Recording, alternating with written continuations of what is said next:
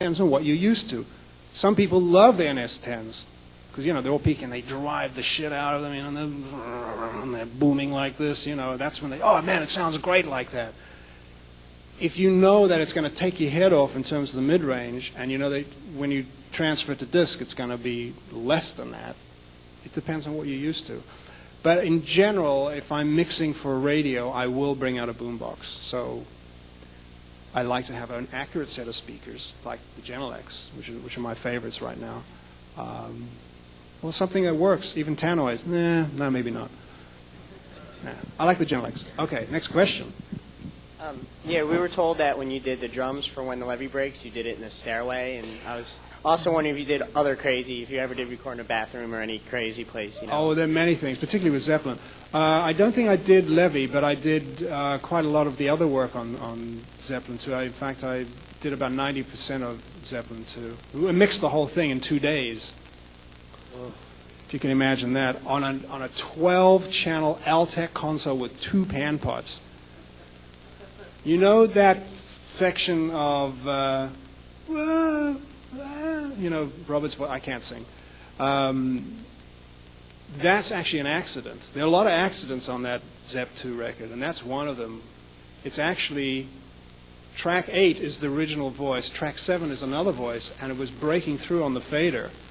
And I left it and I cranked the echo on it, and Jimmy said, yeah, it's great, let's leave that in. So we left it in.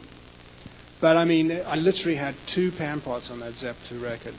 Literally, I'm not kidding. And a very little EQ. 2 days, Saturday, we mixed it over a Saturday and a Sunday record. Drums for Zepp was a challenge because, you know, Bonham, being the big bugger that he was very intimidating and quite nasty when he was drunk, so you didn't want to get on his bad side. We would rent mansions, like the Stones mansion was done at Stargroves, which was Mick Jagger's house, and we rented that and put him in a separate room, big like conservatory with a sort of semicircular glass window and wooden floor, wooden ceilings, 3 mics. Where's that guy who asked the question?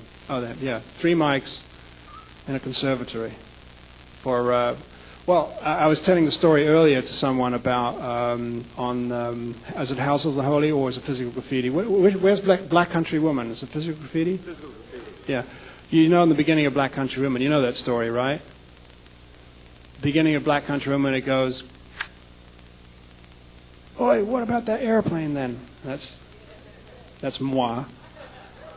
And then Robert says, nah, leave it in. And you can actually hear the airplane. Actually, before the click, you actually hear, and then you hear the click, oh, what about the airplane then? And then he says, nah, leave it in. And then they start the song. Why is that? Because Robert, actually Jimmy and John Paul Jones were outside on the lawn on 2 bar stools with their acoustic guitars, and they cut the basic track outside. And obviously during the performance, this plane went over. So when Robert was outside singing his vocal, he heard it and said, well, what the hell's that? You can hear birds actually twittering if you really listen closely. So those are some of the accidents that we used to leave in because it's cool, man. Oh! Well, along the lines of the accidents, I swear, on Houses of the Holy, during the guitar solo section of The Ocean, I don't know if you tracked the drums there, but I swear I hear a phone ringing. Yeah. Is there a telephone ringing on the It's drum track? entirely possible.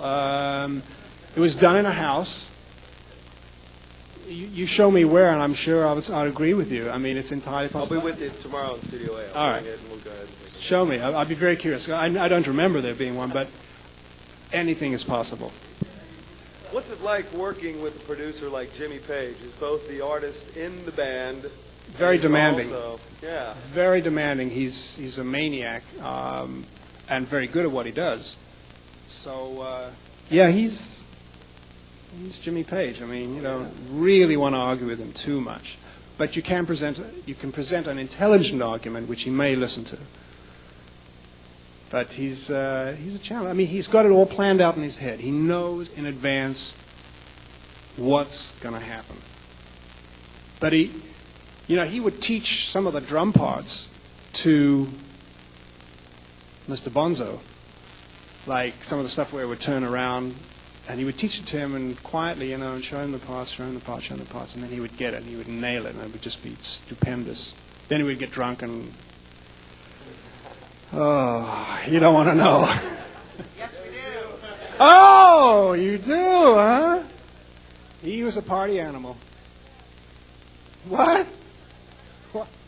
Oh, you mean you? That kind of digression will get me into trouble.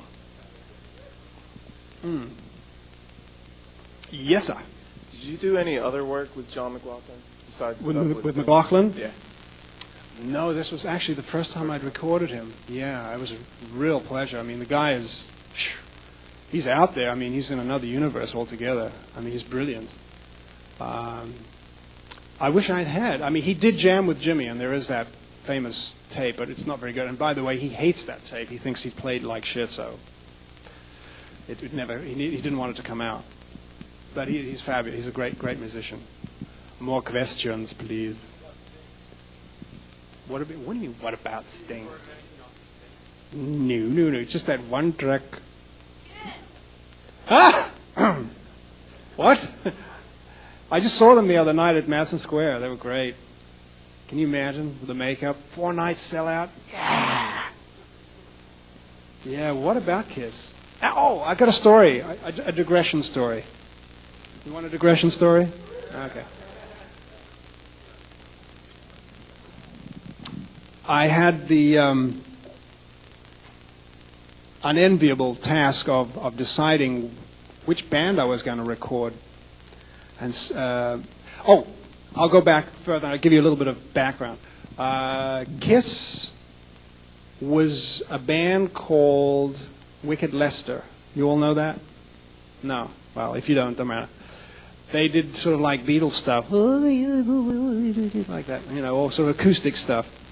And one day, they were Electric Lady. They had recorded their album there, and Ron Johnson, who was their producer-manager, said to me, look, Gene and Paul are doing something totally different.